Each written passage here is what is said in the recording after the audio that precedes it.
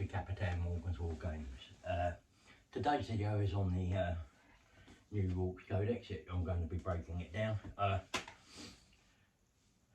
But before I get into that, let's get the usual out of the way. If you like the video, please press the like button, subscribe if you haven't already. It really helps. Share, press the bell button to stay up to date with everything. Share the content because that helps too, and comment because I don't know what you think of what I do if you don't comment, and it's always good to interact with you guys, get your thoughts, etc. And it's good to interact with you, as I said. So without further ado, let's get straight into the video. Review of the codex. Lots of nice artwork. It talks about the war. There's a little bit of lore. You've got the combat patrol stuff before you get into the main detachments and the data cards. The data cards will come. I'll do later and break them down. Today is just about the army rule, the detachments and etc. and the enhancements, etc. you get in those detachments. So we start off with the war, which is the army rule. In a battle round that you haven't already in the start of a battle round, you can call war. That'd be 1st to 5th. Yeah. When you do that, you get to charge in a turn which you advance.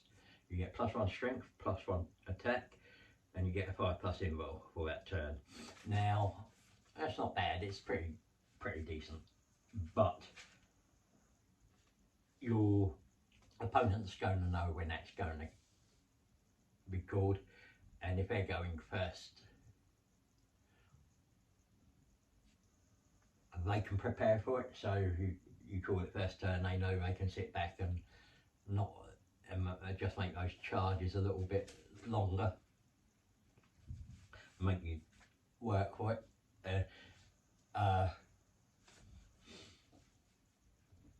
But that's the trade-off. So your first detachment is the War Horde, which is what was the War Tribe. It gives you the sustained hits one, like it's pretty much you can take anything in this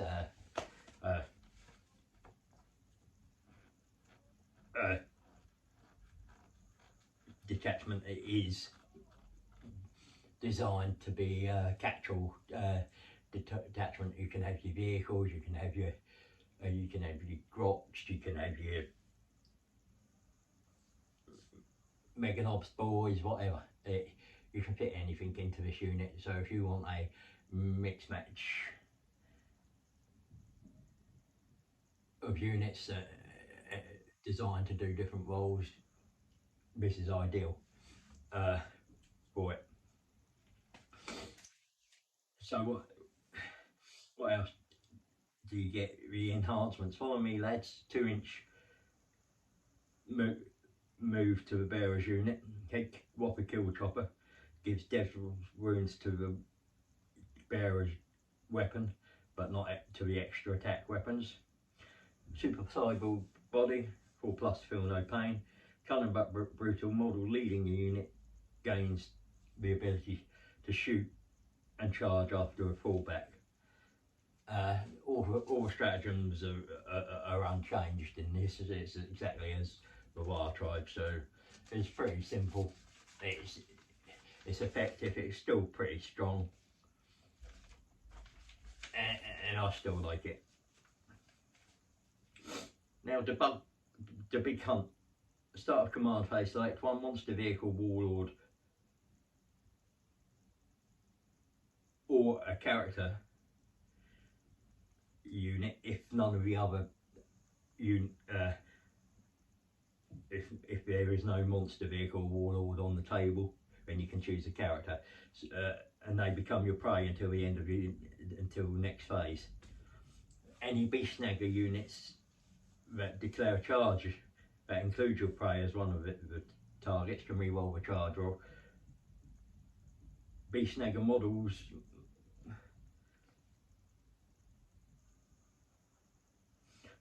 that attack your prey unit get improved AP. Proper killing gives you, which is the best enhancement, gives +1 damage to bearers' weapons. Not bad, it's pretty good, it's decent. Glory Hog, beast boss on Squigger Sword gives a 9-inch scout to the Squig Hog Boys unit. I like it. Certainly a Squigger.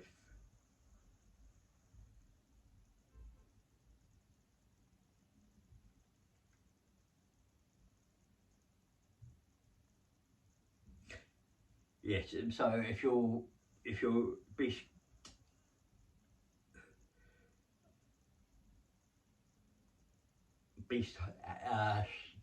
snagger unit has greater strength than toughness. Oh, sorry, if your enemy has greater strength than your toughness, it's -1 to wound, so it's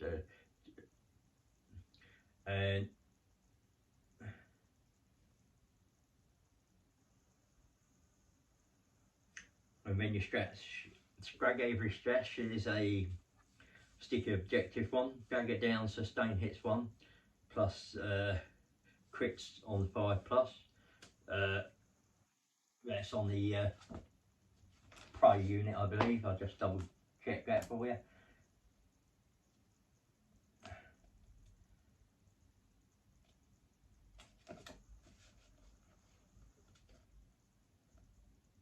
Yeah, yeah. So you get the crits on 5 if it's your prey unit.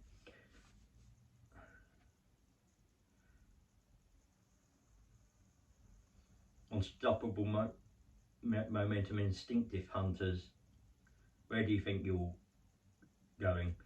Stalking tactics, and that one's even bigger. Those are the strats, and that's probably the way I'd use them in that order, just from me thing. So we go on to the Cult of Speed, probably the weakest of this detachments, but it's still using it, and you can have some fun, and you could probably still make it competitive if you wanted. You get Speed Freaks unit eligible to shoot in turn they advanced or fell back, which is okay. Enhancements built, and these are going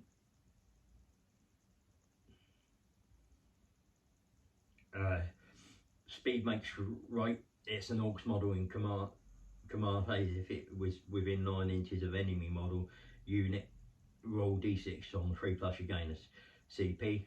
It's not too bad, it's a way of farming CP. Faster and used, can charge after disembarking from transport, very useful.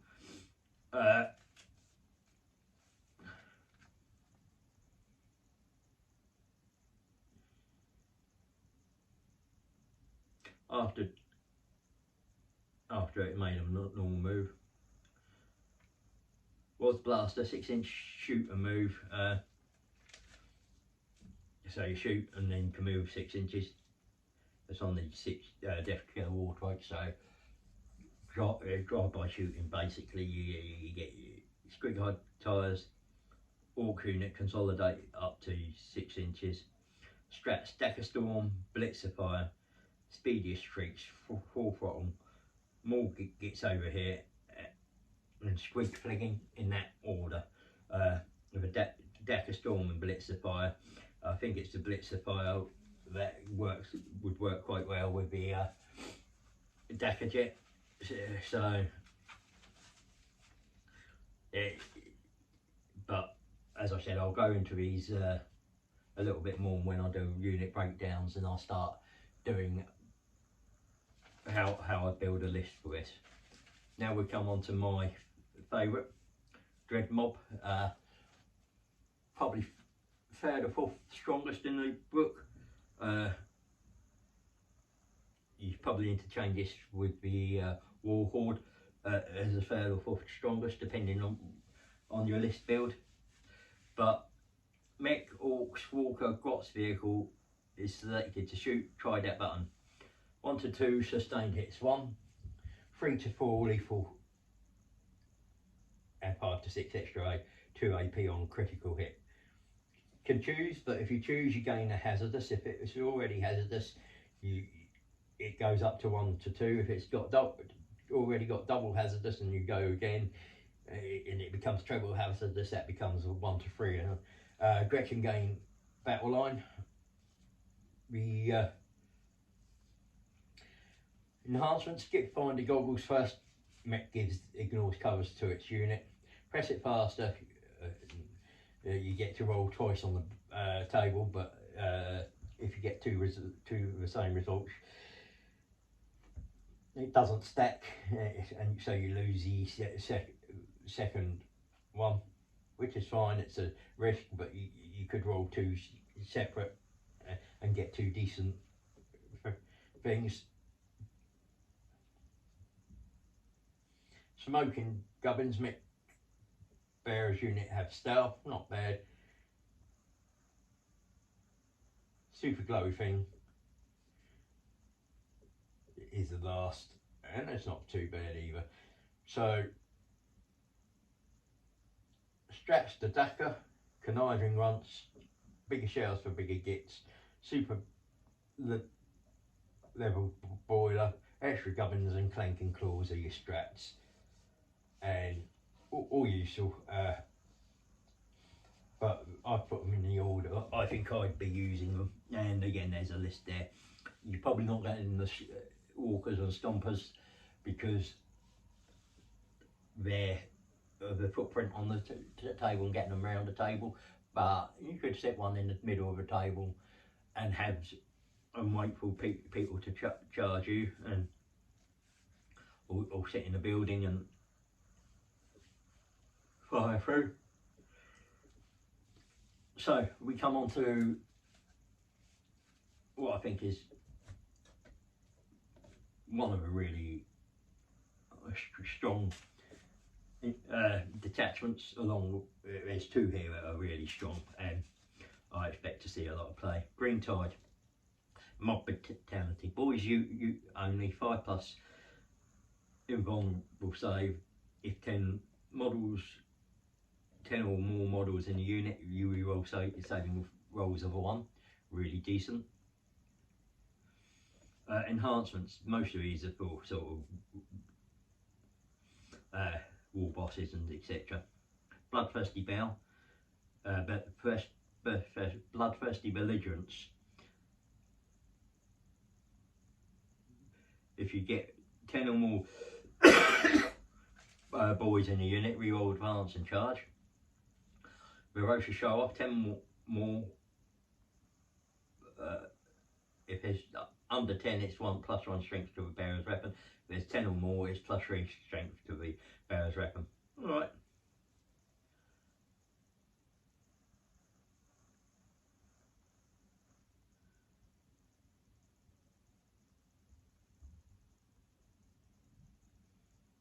Brutal but Cunning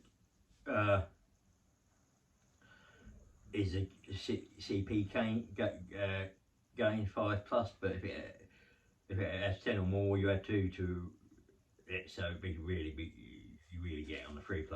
And then you got the Raucous Call Orks infantry model while bearer is leading the unit. Our unit counts as having 10 models for the purpose of detachment or unit strats. So for this, the a unit of Mega Knobs could, led by Big Mech and Mega Armour, with a 4+ save, can reroll saving rolls of a 1. That's what that would be used on. It's pretty cool. Strats, come on lads, tie the muscle, bragging rights, bulldozer brutality, competitive state, go get them. That's the order I'd play. Look at those strats, and of course you've got the others. Now we get down to probably what I think will be the one used most. It's probably and from first looks and just playing around in my head, I think I could make a pretty impressive list with this. So bully boys, if they've not already called a war at the start of the battle round, if you've got a war boss on the battlefield or embarked on a transport on the battlefield, you can call a second war. So you literally get to call 2 wars. Why is this good? Because, as I said, with 1 war, your opponent can plan, a decent opponent will plan for it and plan to stop it. Here, he can't wait. He can't do that for 2 turns. He's lost the game if he sits back for 2 turns and it's all over. And the war only affects war boss, mech and mega nobs units. Enhancements, teleporter. So it's mega armor war boss model. The bearer's unit gains deep strike, really handy. The biggest boss gives two wounds to the bearer's characteristic. Edge Stomper reroll to wound is if the enemy unit is below starting strength, and if it's below half strength, reroll all wounds.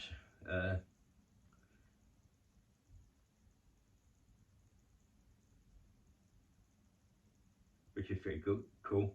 The strats, cut them down in this order: hulking brutes, crushing impact, armed to the teeth, too arrogant to die, always looking for a fight. Now that's how I see them. Now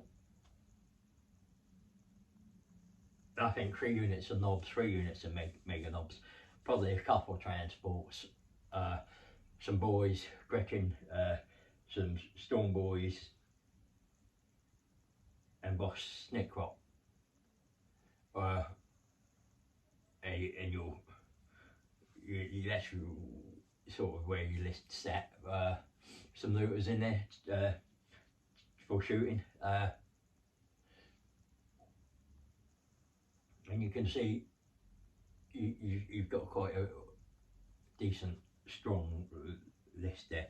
I mean, you'll have to play around with it a little bit, but I think you've got something there that's strong and useful, and probably see on a few of the top tables. I haven't written a list completely for it, but I will be doing breakdowns for lists and everything, and I'm going to break down all the data cards in the next video before going on to individual what the changes are, what units we've lost, etc. before going on to individual unit breakdown and showcases. Hope you like the video. Thank you for watching. If you've have enjoyed, please hit the like button, press the subscribe button and hit the bell button to stay up to date with all my content. Also feel free to share anything you've enjoyed. Remember, everybody knows the dice are loaded.